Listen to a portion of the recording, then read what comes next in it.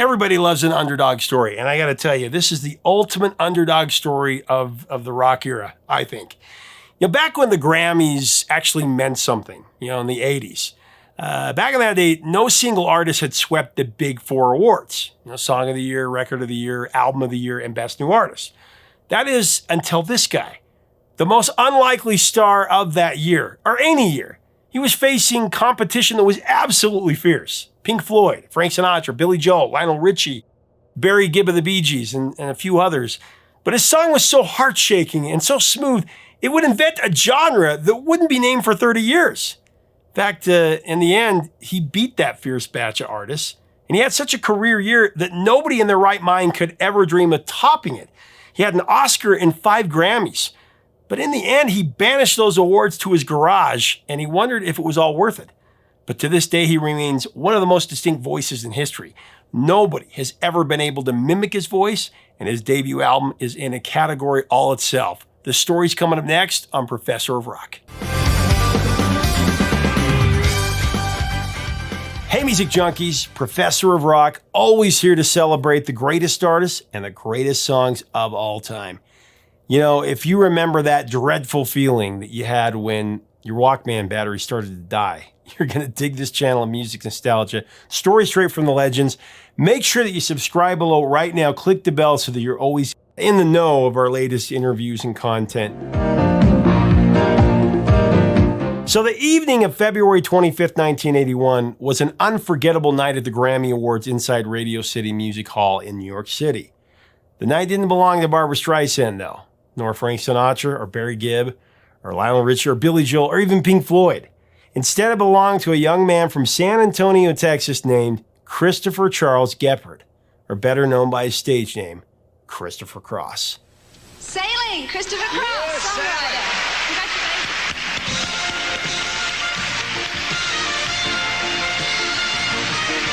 On that very night, Christopher Cross swept the big 4 categories of the Grammys when he won for Song of the Year, Record of the Year, Album of the Year, and Best New Artist.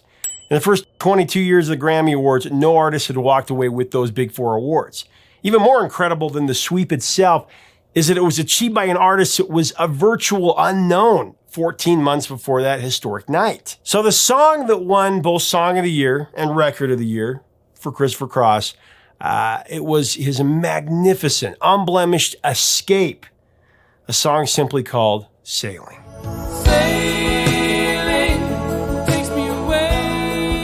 Christopher's inspiration for composing this Yacht Rock masterpiece came from his high school friend Al Glasscock.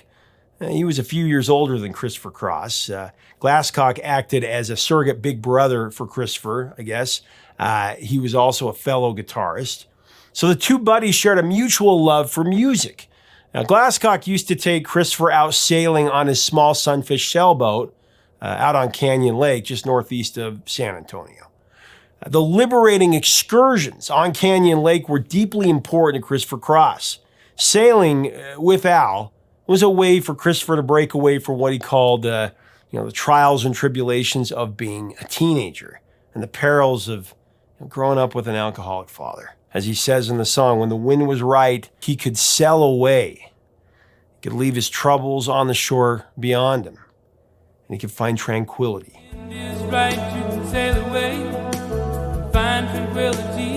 Flashback to the mid-'70s, Christopher Cross was sitting alone at a table in his cheap apartment when the first verse and the chorus suddenly just fell out of him. He quoted Joni Mitchell when he described how this happened.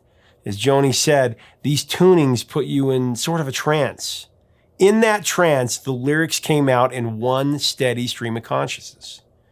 When he came out of his so-called trance, I guess he paced around the room, repeating out loud the words that he'd just come up with.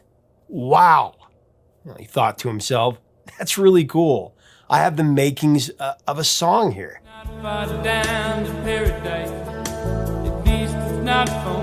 About 2 years after his flash of inspiration, Christopher actually created the bridge to Sailing. The bridge was vital to the song's uplifting spirit. The key changes in the bridge ultimately projected the imagery that Christopher Cross imagined that would make the song something really special.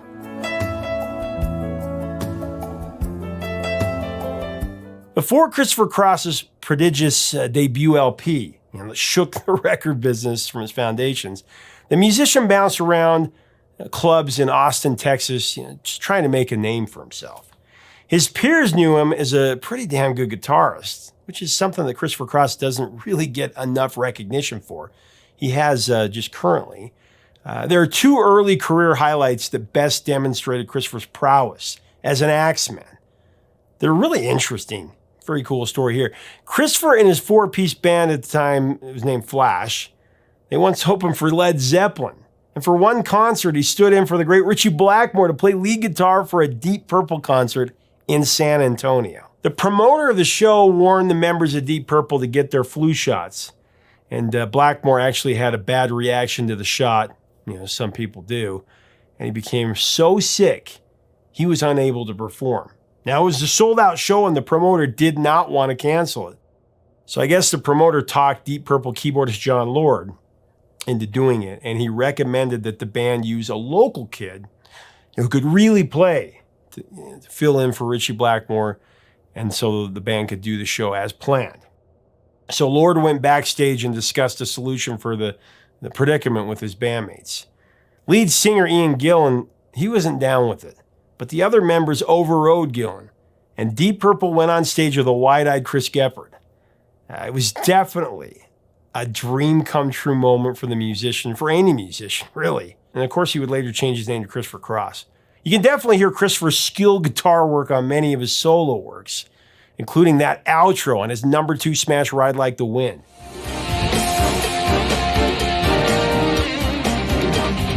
I'm so happy that Christopher Cross is being recognized for that solo and his prowess for playing so many years later. It's about time.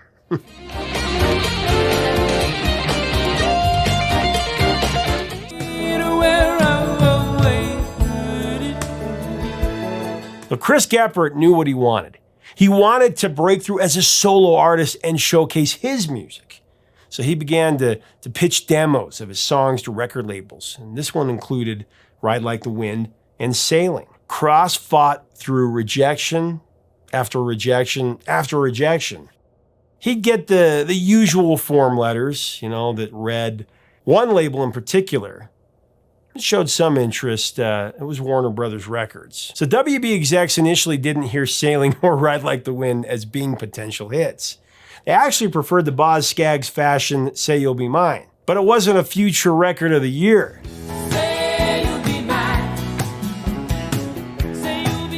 During a weekly A&R meeting at WB in Burbank, California, staff producer Michael Omartian, he championed the Christopher Cross demo. Michael Omartian's passion for these songs, they really perplexed the other big shots in this room. I mean, after all, Warner Brothers had their sights set on a new decade. They were focused on new wave and punk rock, acts that represented the hot music trends, so they thought.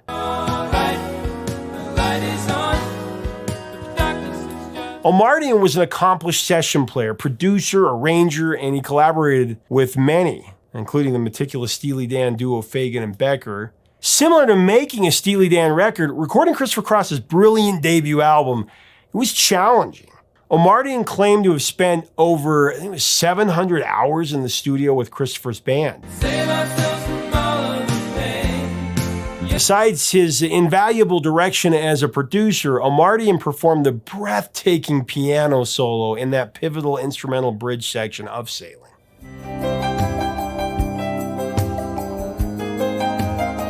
Sailing has a very unique arrangement, beginning with the orchestral intro of ascending and descending scale. It floats us into the dreamlike serenity of an open sea. I actually chose this background for this particular song because it matches just that feeling.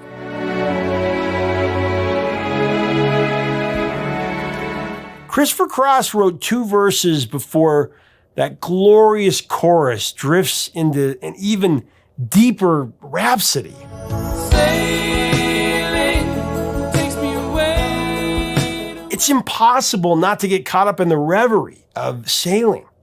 The lyric in the track always gives me chills, especially the part of the end of the verse 1 where Christopher sings in a calm, rising tenor, "The canvas can do miracles, just you wait and see."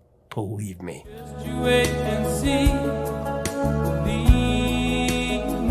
It's not far to Never Never Land, no reason to pretend. And if the wind is right, you can find the joy of innocence again. Just jukebox poetry. It's not far to Never Never Land. The distinctive tenor of Christopher Cross is another tranquilizing quality of Sailing. The song is so perfectly crafted for Christopher's solitary tonality.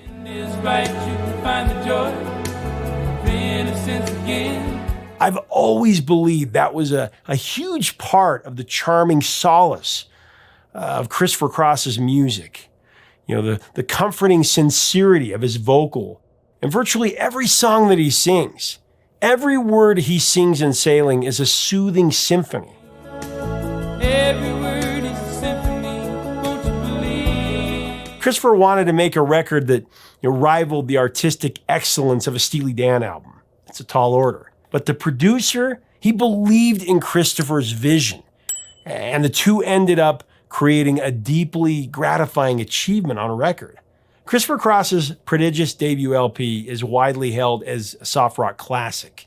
It's one of the first digitally recorded albums that incorporated the 3M digital recording system, which was one of the reasons that the record sounded so good.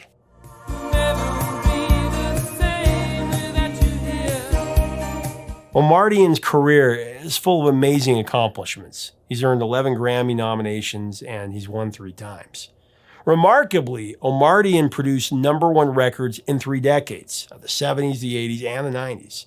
He was nominated for Producer of the Year in 1980, 1984, and 1986 during some of the most competitive times in the history of the rock era. He also lent his talent on the ivory to play keyboard for arguably the most impactful #1 hit of the 80s, We Are the World by the USA for Africa supergroup. It's a song he co-produced with Quincy Jones.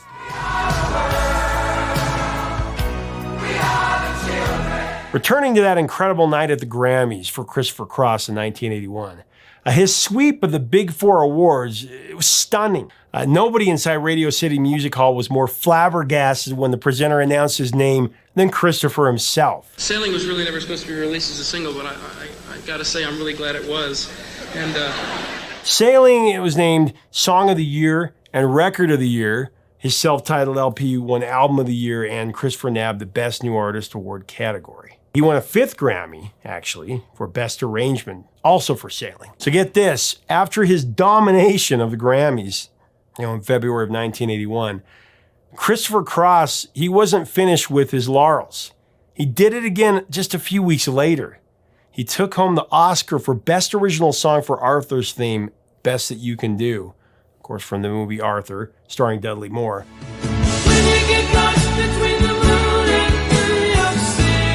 Would be really a few weeks of just walking on air as the most celebrated and awarded musician of that time. The underdog rookie who delivered one of the best records of 1980. Christopher's follow-up to his phenomenal premiere was Another Page. That was released in '83. That featured the #12 single, All Right. All right, think we're gonna make it right. Christopher Cross's last big hit was Think of Laura. That moved to #9. When interest in the song grew because of its prominence on popular soap opera General Hospital, it was put out as a single.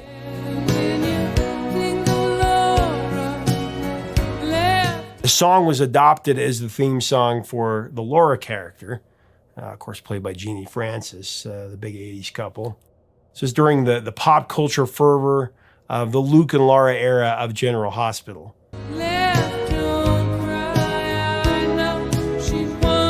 Christopher Cross's songs faded off radio after Think of Laura, but his unique voice was still around, even if you didn't realize it. Christopher joined Beach Boy Carl Wilson to sing background vocals on David Lee Roth's rendition of California Girls that came out in '85.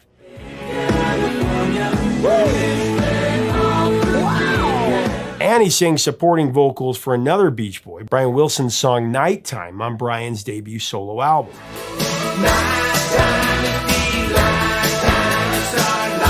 But Christopher Cross, he created a masterpiece that years later, it still moves the soul.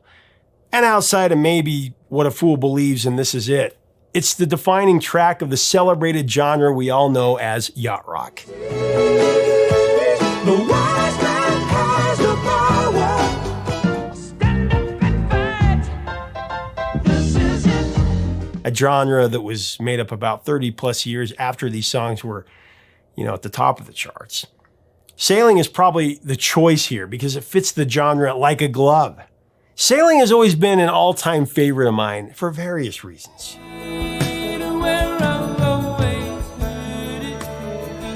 First of all, gosh, I haven't told this story probably ever. When I was a little boy, I think I was like 6, I had a Cocker Spaniel puppy named Annie that I loved. I adored this dog. This little puppy followed me everywhere. I mean, she was the sweetest dog, was always looking after me. I mean, if the neighborhood bully tried to make trouble, she was there. If I scraped my knee, climbing the tree, falling out, she was there. She greeted me when I'd get home from school. She was just always excited to see me. So one day when I was playing with my dad in the front yard, I think we were flying a kite, she climbed up on this wood pile and tried to jump over the fence. But her collar got caught on top of a pike on the fence and it cut off her air supply. My dad found her lifeless body just a few hours later. I was devastated. I was inconsolable. I mean, I cried for days. I couldn't sleep. It was my first loss. My parents had just bought Christopher Cross's self-titled album, and that beautiful song, Sailing, seemed to be the only thing that could bring me any sort of comfort. So my dad recorded the LP on a tape for me, and I played it over and over through the weeks that followed that. Its peaceful melody and Cross's mesmerizing tenor voice, it calmed me down. And I was able to make it through this tragedy. Even a decade later, when I was a teenager and dealing with anxiety, it was a go-to song for me. It still is.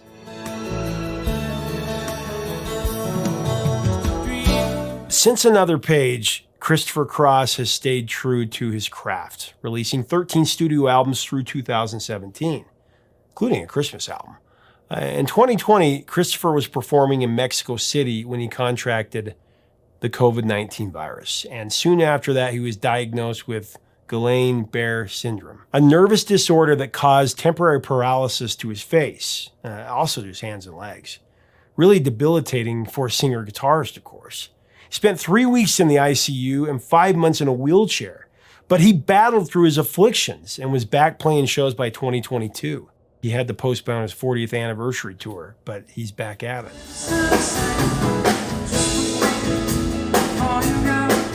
So going back to the friendship, that special friendship between Chris Geppert and Al Glasscock, they had a sweet reunion in 1995, courtesy of the Howard Stern Show. Well, it's not far down to paradise, at least. Howard reunited the two sailing buddies on his radio show 28 years after their last voyage on Canyon Lake. Following the reunion, Christopher gave Glasscock a copy of the certified platinum sales record that he earned for selling more than 5 million copies of Sailing. It was a fitting way to honor the inspiration that really created Christopher Cross's signature composition. And this can do miracles. Just you wait and see. As the second single from Christopher Cross, Sailing breezed to #1 on the Billboard Hot 100 in the summer of 1980.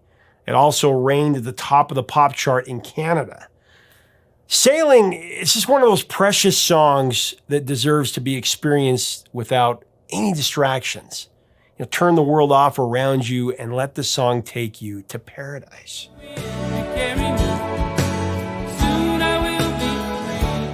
The tranquility of Christopher Cross's resonant voice, it provides a peace that few singers from that era can.